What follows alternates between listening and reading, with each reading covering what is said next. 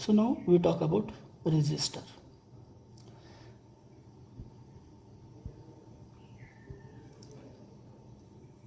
So see, resistor is passive two-terminal electrical component that implements electrical resistance as a circuit element in electronic circuit.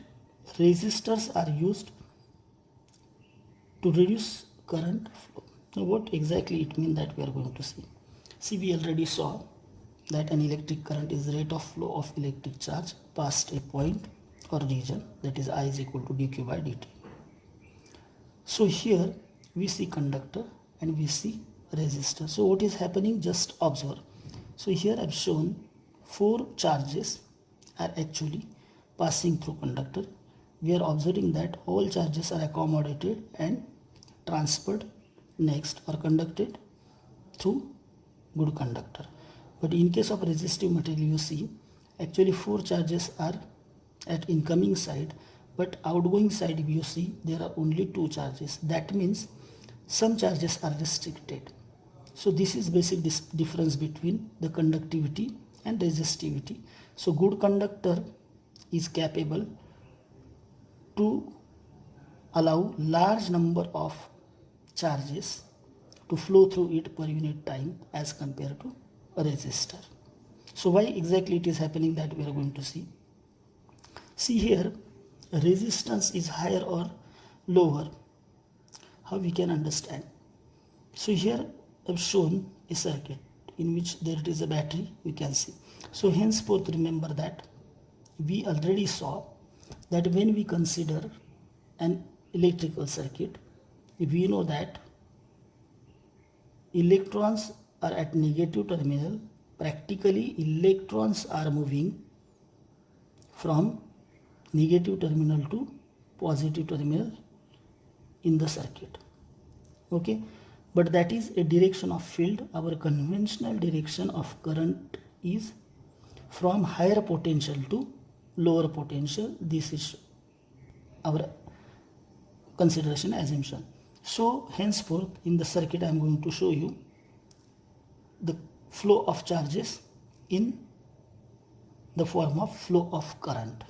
So it will be from positive to negative. So observe this first circuit. See, the charges are moving from A, passing through R1, R2 and reaching to negative terminal. So this is continuously going on. So just observe that how many charges per unit time observe. So here it is about in 8 seconds 4 charges are passing the point A. But if you look at this, and now here we see that observe carefully, the rate of flow of charge is in first circuit is less, but whereas if you observe in case of this second circuit, the number of charges flowing per unit time, it is large. So here we can say that is how many charges per unit time are flowing and their rate, that is in fixed amount of time how much charges are flowing, that is basically the thing which we called as a current. And obviously the current in the second circuit is larger than the first circuit. So what can be the reason? So either voltage in the second circuit may be greater than the first one, or resistance, total value of resistance, that is R1 plus R2, must be smaller in second circuit as compared to first one. That is the reason. So here we saw that is now I is equal to dq by dt and the unit is amperes. So we already saw that is what is 1 ampere current. Now we are going to talk about the component resistor. So what is the role of resistors? Here it is a resistor is a passive two-terminal electric component. So here the resistance is shown. This is a symbol used. So this is one terminal, this is another terminal. This is two terminal device that implements electrical resistance as a circuit element. In electronic circuit, resistors are used to reduce the current. So resistor, so it is in circuit denoted by resistance R, and unit is in ohms. So here in this picture you see that these are the actual components on which the colored strips are there, which we are using in laboratory. They are shown. So now we talk about the property of the material, that is a resistivity. So see, in every material, if you take any metal or something, so it has a property. When it is connected in the circuit, it opposes the flow of current, and that property is called as a resistivity, and it is denoted by rho. So rho is the resistivity of the material. So what exactly it is, that we are going to see. See, resistivity means if we consider any material which has particular size and shape. So here we consider it has certain length L, and here it has a cross section area, suppose A. So now another parameter of this material, resistor. Suppose if we consider two different materials A and B, so though length and cross section area is same, but if their resistivity rho is different, the resistance of the component will be different, that you should.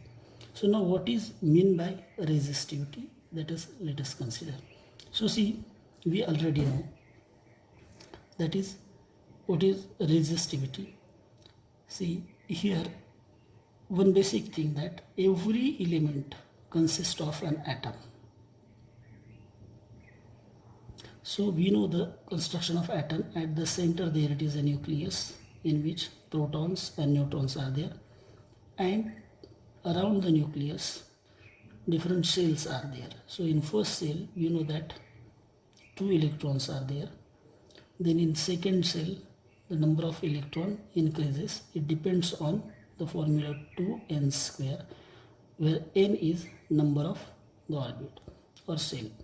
So here in this case n is equal to 1, first orbit, and so we get 2 into 1 square, that is equal to 2.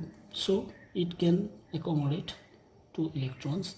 In case of second, here it becomes 2 into 2 square, so that is equal to 8 electrons.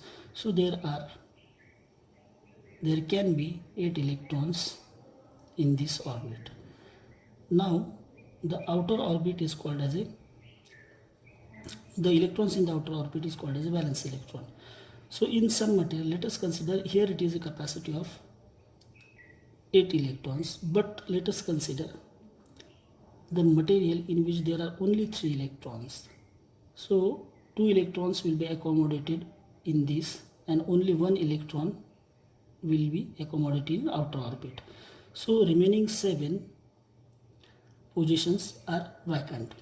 Now see, this valence electron is having higher energy. So if small amount of energy is received by this, it can easily escape the electron and it becomes a free electron in the material. So we see here it is, this material consists of number of atoms, and suppose in this atom, if these kind of electrons, free electrons are available, so they move randomly in the atom, and now these electrons are actually play a role in the conductivity or current conductivity. So when we apply battery to this kind of element in which there are free electrons available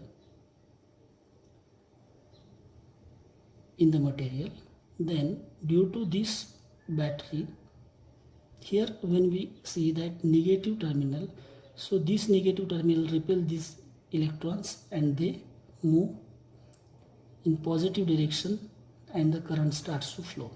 When battery is absent, these all electrons are moving randomly in the material. Now when we want to calculate, that is, what is the resistance of given material. Suppose let us consider we are given this material. So here the length of material is L, area of cross section is, suppose this is A, then resistance of the material can be calculated. R is equal to rho L upon A, where L is length, A is cross section area, and A is resistivity of the material. So from this formula it is clear that if we increase the length of the material, if this length is increased, what will happen? The resistance will increase. That means resistance of the material is directly proportional to length. But suppose here, if you increase the cross section area, so this A will increase. What is about the resistivity? That as resistance R is inversely proportional to cross section area, that means when this A increases, resistivity decreases.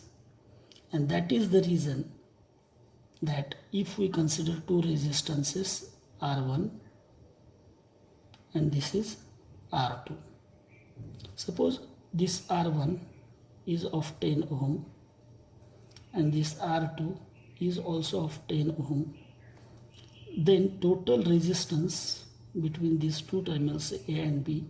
So as we see here, its length is suppose L1, its length is L1.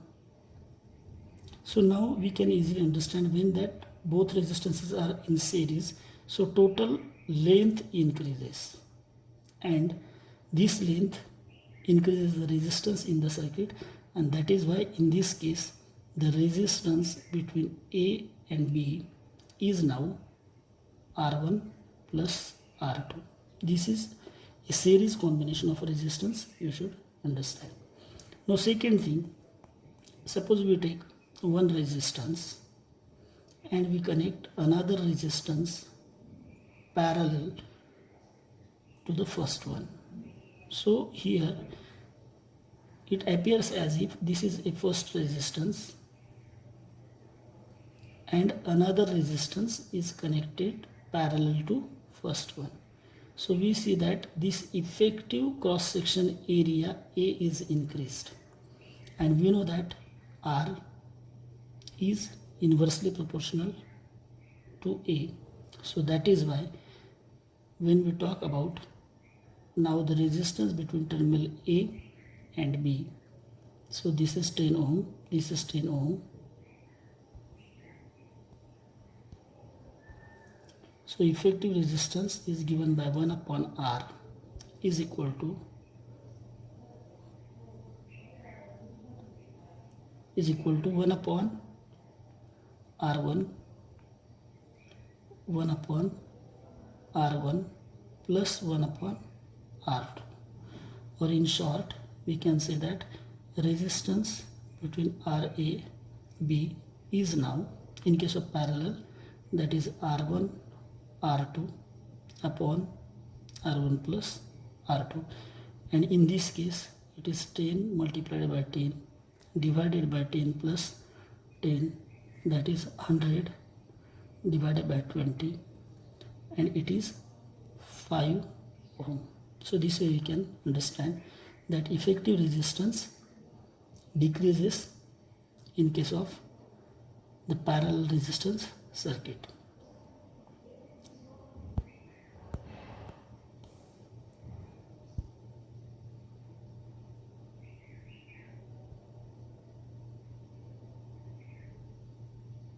Now we are going to start the first law, that is a Ohm's law. And here from we already saw, remember that we saw the concept of voltage.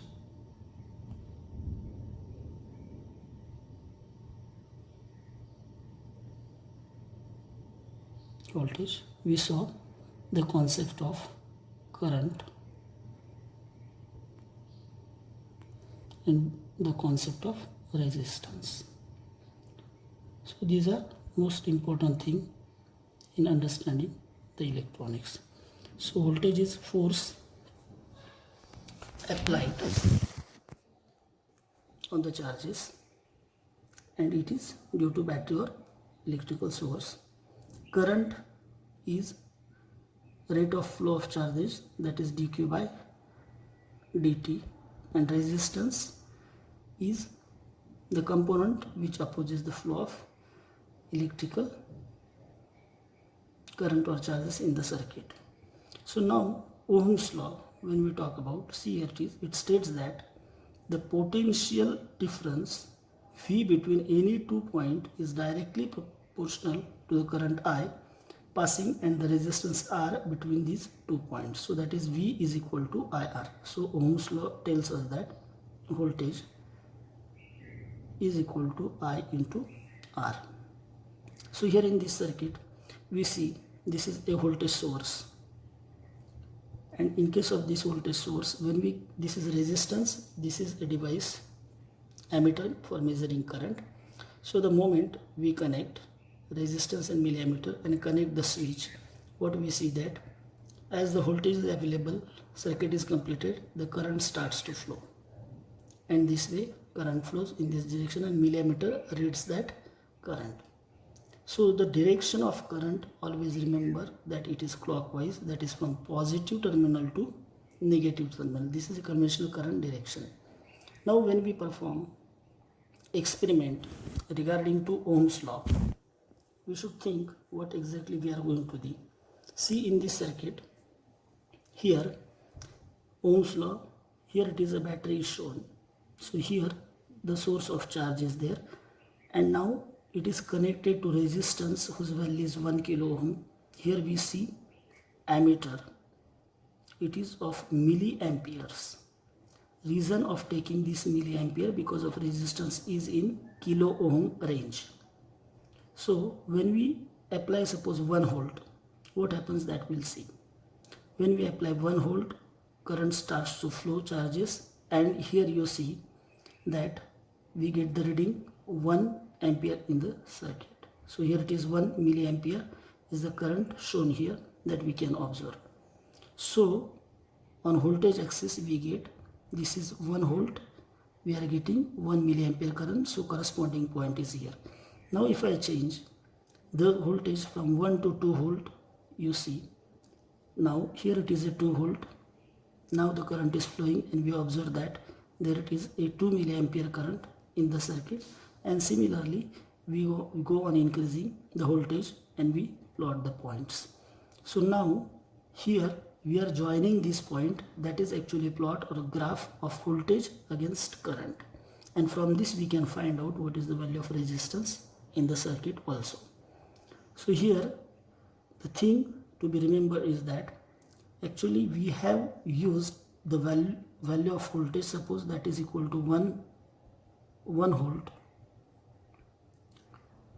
and value of resistance that is 1 kilo ohm. So therefore I is equal to V upon R, that is V upon 1 kilo ohm means it is 10 raised to 3. So here it is 1 upon 10 raised to 3 means current is equal to 1 into 10 raised to minus 3, since voltage V is equal to 1 volt, and this is 10 raised to minus 3, that is why it is called as 1 milliampere, that you should know. So now we talk about a conductor. That means if we are connecting a battery in the circuit, so suppose this is a battery, this is negative terminal, and I'm going to connect, there it is one material, obviously it has some resistivity, and then I'm going to measure the current.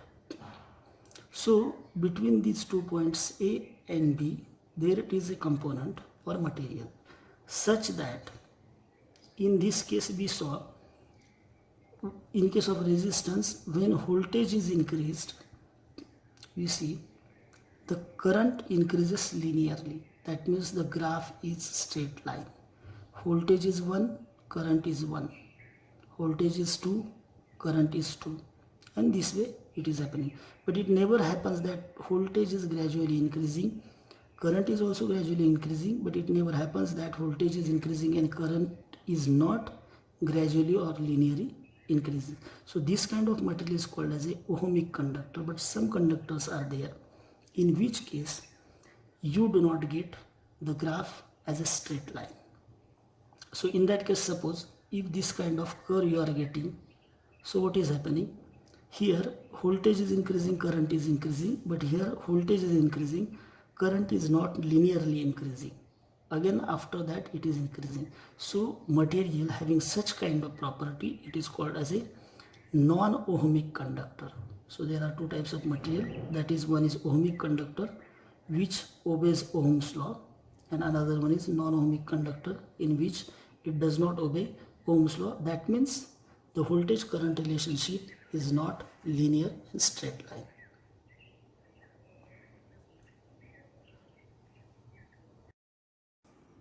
Now we are going to see some terminologies related with the network. Those are network terminology. So first of all, we are going to consider what is the concept of network elements and what is meant by network elements. So see, these are the individual components which form the network. As we know that we are using in our circuit, that is resistance or capacitor, inductors, diode, transistors, etc. So these elements which are part of a network, these are called as a network elements. Now what is network? It is a combination of various elements consisting of source of energy and component like resistor, capacitor. So this network means here there it is a source of energy, that is a battery. If I connect one resistance here, another capacitor here, and let us consider there it is a diode, etc. Again one more resistance. So now this is a complete circuit, and now when voltage is applied, the current will flow in this closed circuit. So here there it is a combination of various network elements along with this voltage source. So this kind of arrangement is called as a network in electronic circuits.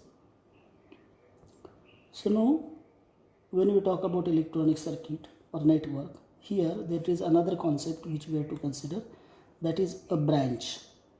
So what is branch? Now here it is shown that as we saw early the network, here one network is shown in which, suppose this is point A, this is point B, this is C, and this is D. Now there are various network elements connected in this network. So here we see that is a battery, then resistance R1, another battery V2, resistance R2, again here it is R3 and R4, and this forms a network. Now when the battery is connected and circuit is complete, the current will start to flow and circuit will function. Now what is branch? So see, it is a group of elements usually in series having two terminals is called as a branch. So for example, suppose let us consider this is A and B, these are two terminals, and between these two terminals various network elements are connected. Here it is a battery and here it is a resistance. So this is AB is one branch. Similarly we can say BC is another branch in which voltage source V2 and resistance R2 is connected. Similar is CD and DE, these are the branches. So this is a concept of branch, that is a group of element usually in series having two terminals is called as a branch. So now there is another concept called as a mesh or loop. Now see here in this this is one branch, this is another second, this is third, and this is fourth. So there are 4 branches, but remember that it forms a completely closed network. So we can easily say that the current can flow in the circuit as the circuit is complete. So mesh or loop is a set of branches. Forming a closed path in a network is called as a mesh or loop. So here it is a closed path, means current starts to flow from A, it goes to B, C, D, and again it comes back to A.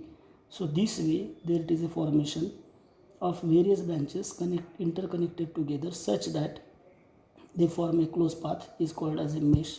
So that is one more concept in case of electronics. So here we are going to consider a concept of linear circuit. This is one more term associated with electronics, that is linear circuit. So circuit, this linear circuit means what? See, a circuit whose parameters are always constant irrespective of variation in the current or voltage is known as linear circuit. See, we already know that. So let us consider this battery. We are connecting this to one resistance. Suppose it is of 10 ohm, and here it is current meter, and circuit is complete. Now what is meant by linear circuit? If I connect 10 volt here, the current through this current meter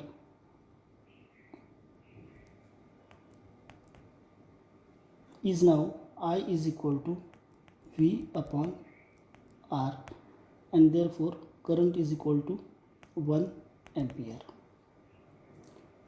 But now here if I change this from 10 to 20, so now current will be I is equal to 20 upon 10 ohm. So it will become 2 ampere. Means in this case, similarly if I make it 30, so current will be I is equal to 30 upon 10, that is equal to 3 ampere. And we already saw that if we plot a graph, here it is 10, 20, 30, here it is 1, 2, 3, then we observe that graph is straight line. Means when we change input voltage, output current is changing, but the parameter of the circuit, that is this resistance, remains constant.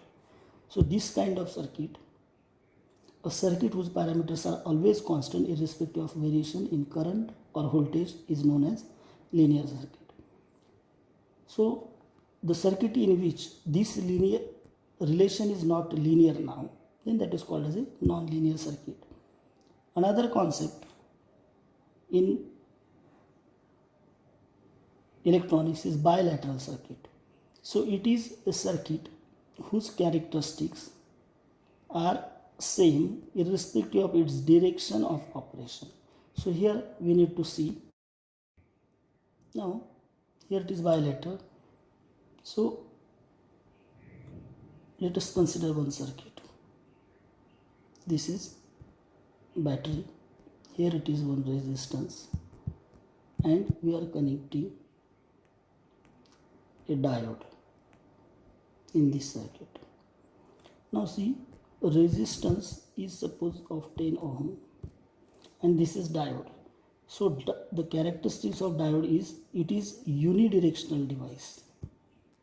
Diode is unidirectional.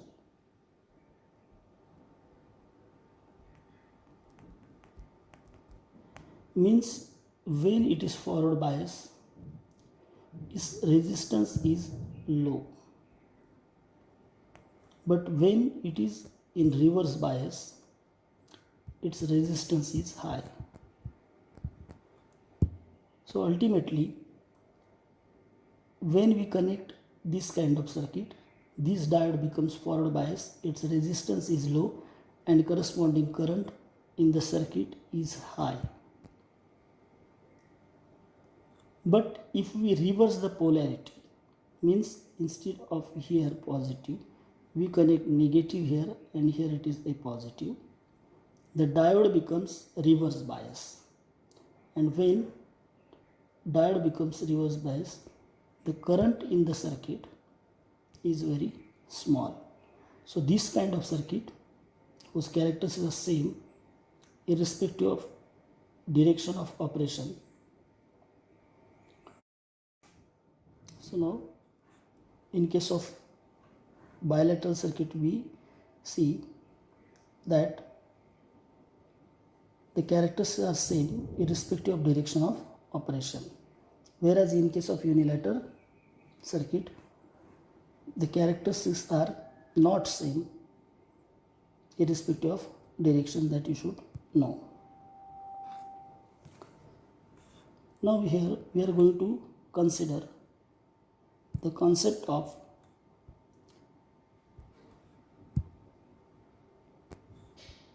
passive network and active network. Here you see I have shown this network is active network and this network is passive network. So what is the difference that you should understand? See here the resistance or capacitor, these kind of elements are called as a passive elements which cannot generate the voltage in the circuit. If any network having only passive components are there and there is no source of energy, that network is called as a passive network. In this case, here it is resistance in this branch. In this branch there it is a capacitor and resistance. In this branch there is only one resistance. Here it is only one resistance. So in this network we see that no battery is connected or no active components like transistor, diodes, etc. are connected. So this kind of network is called as a passive network. Whereas in active network, along with passive components, the voltage source is present. So here it is VC V2 and here it is V1. So two voltage sources are present, or some components like transistor, diode, which can amplify the signals, etc. They can also be present. So that kind of circuit is called as a active network.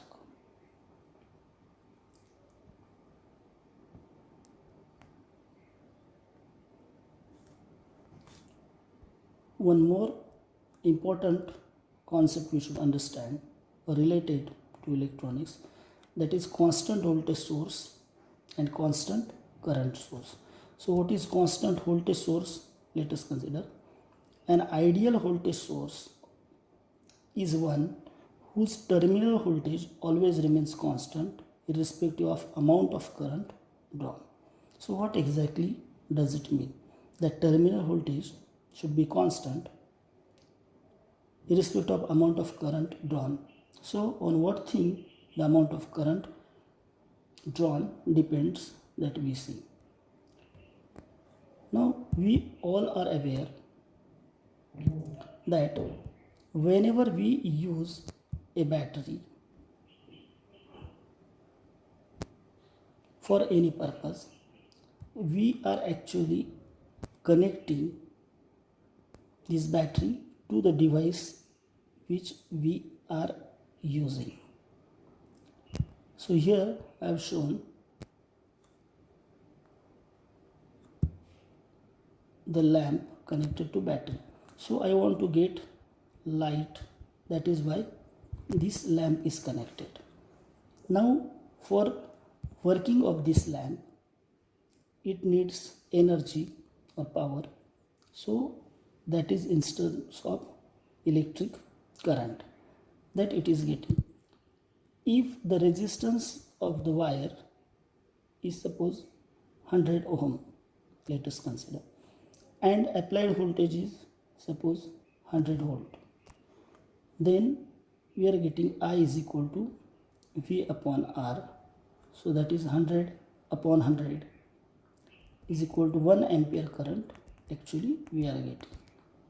So when we are getting 1 ampere current, so potential across these two terminals is 100 volt. We know that V is equal to I into R. So that is 1 into 100.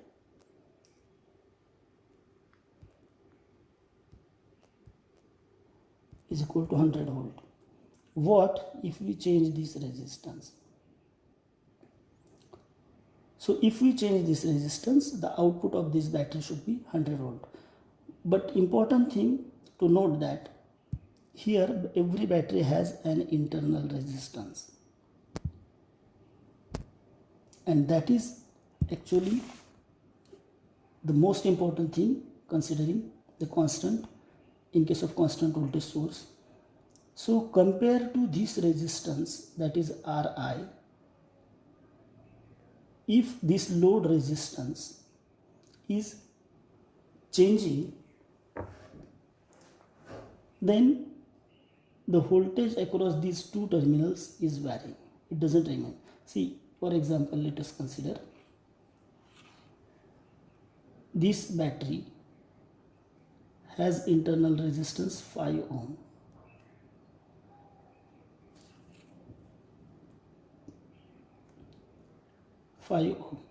And our load resistance is, let us consider 5 ohm. And if I connect 10 volt here, so the voltage appearing across these two terminals is equal to how much? That is current flowing through this I is equal to V upon 5 plus 5 10, that is equal to 1. Now that 1 ampere current is flowing through this, so V is equal to IR, 5 voltage across this, same amount of current is flowing through this, so here it is 5 volt. So now with terminal A and B, 5 volt is there, and the device which we have connected here needs 5 volt to operate. But suppose the resistance of device is changed and it becomes 2. So now in this case, if it becomes 2 ohm instead of 5 ohm, now total resistance R in the circuit is equal to 5 plus 2, and therefore I is equal to V upon R, and that is 10 divided by 7. Now this amount, initially it was how much? 10 divided by 10. Now the amount of current is increased. But now if we multiply it by 2, that amount of current, the voltage is decreased. And what we expect in constant voltage source, though we change this load resistance, there should not be a change in output voltage. So the important characteristics of constant voltage source is that its internal resistance should be such that if we change the value of load resistance, it should not affect on the output voltage. That is the concept of voltage source. Now we talk about current source.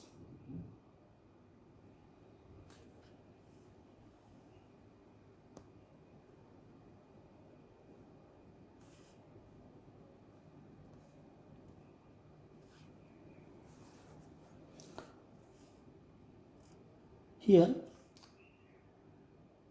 what is concept of current source? Remember, actually we are using battery. Now the battery gives us voltage as well as it is responsible for providing the current, amount of charges required by the load resistance. So if it is connected to certain load resistance, that load resistance require a constant current of say 1 ampere. So same is the case as it has internal resistance to the battery. some amount of current is flowing through it and some amount of current flowing through this load resistance. So if we vary the load resistance, battery should be able to provide constant amount of current, that is say 1 ampere in this case. So such kind of battery current source is called as a constant current source. So in case of ideal constant current source, it should deliver a constant amount of current independent of resistance connected to its terminal. So these are the concepts related to electronics. Okay, so now after considering all these basic things, we are going to start the Kirchhoff's voltage law and current law. Okay, thank you.